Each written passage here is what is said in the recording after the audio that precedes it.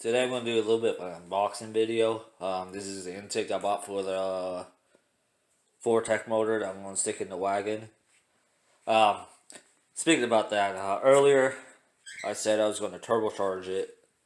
Well, I was thinking about it, and I'm not doing that. Reason being is gas is getting kind of expensive, and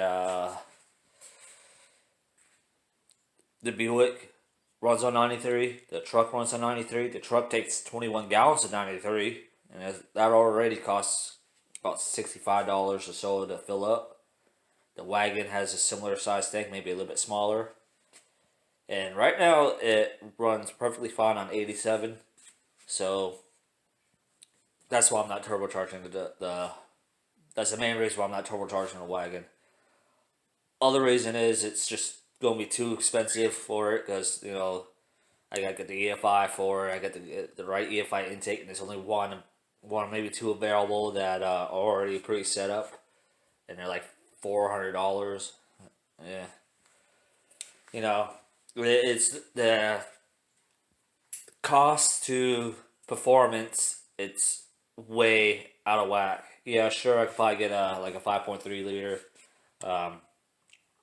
LS space engine from like a Silverado or Tahoe or something like that, and throw that in there and boost the brains out of that. But I'll still be running into the same issue with having to convert to EFI, getting the EFI up, working on it and all that. Really don't feel like doing that right now. So I'm still going to use the carburetor. There's still a potential where I might still convert to EFI later on down the road. But at least to get the engine in the car running and getting rid of that old tired 305 that's in the wagon. I'm gonna go this route for a bit. And another thing with the wagon is I'm trying to get the 350 in there as soon as possible because I'm starting to leak water out of the 305, and I don't feel like trying to fix that motor while I'm building this one. It's a small leak. It's leaking out between the cylinder head and intake, right one of the corners. So it's not that big of a deal. No water's getting to the oil. It's just I guess a little bit of the gasket just kind of chipped away or something like that, and it's leaking a little bit. Not a big deal. You just gotta keep an eye on it.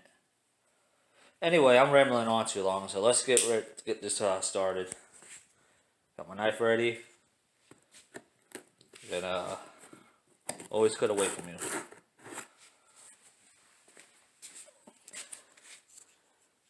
This looks a little damaged, but it should be fine. There we go. Now, this is one of the Jegs branded intakes. It's obviously going to be like a cheaper one. I'm not exactly sure what the main manufacturer is, or what I guess the battery manufacturer is. Battery. It's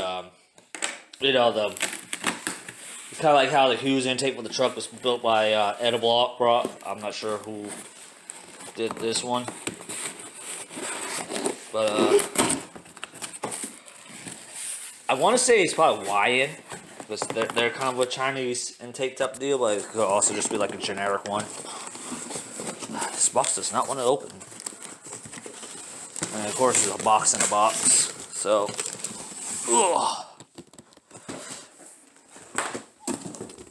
this is another round two.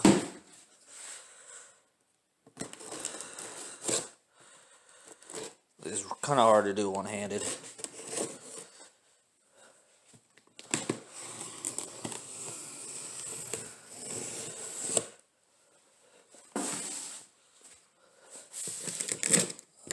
There we go. There we go. Alright, so some paperwork.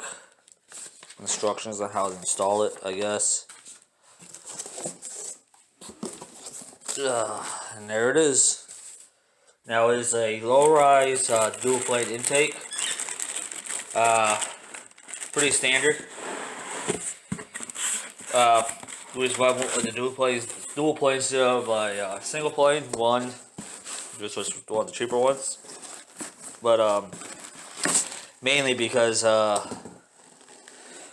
you don't really want to run a single plane on the street because it kills torque, and that's really what you want, a bunch of low end torque for the street.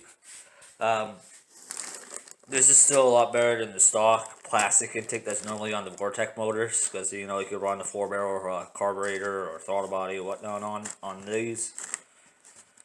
Where the plastic intakes are, I think they're only like a 2-barrel or one giant throttle body, depending on which revision it is or what vehicle. But yeah, it's got the 2 water temperature sensors, I think, unless one's for, actually no, I think one's still for the heater, and the other one's for like a temperature sensor. My filler neck also has a, not the filler neck, the thermostat housing also has a temperature sensor, but I don't know if I'll be able to use that one. I don't want to use that one. I'd rather just have cover here, that way the temperature sensor has a constant thing to it. The distributor goes here. Looks like I've got 2 different spots where I could put the mounting plate, which is cool. Little vacuum port right here. That will be used probably.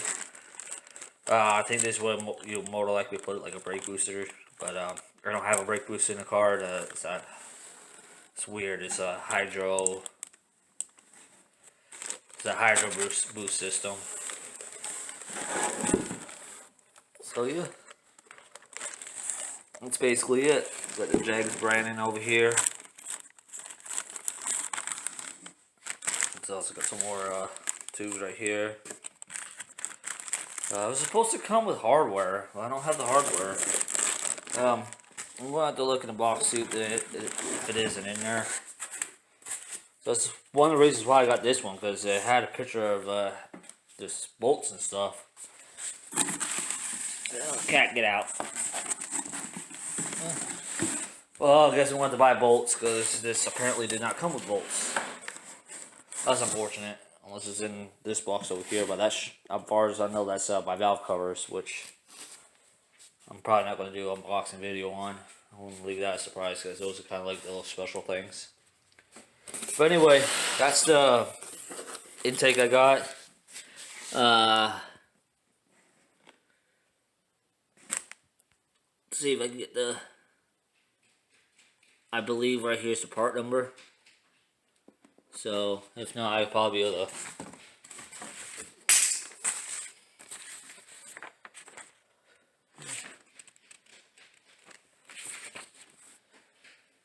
Yeah, okay, right there's the part number right there, 513002.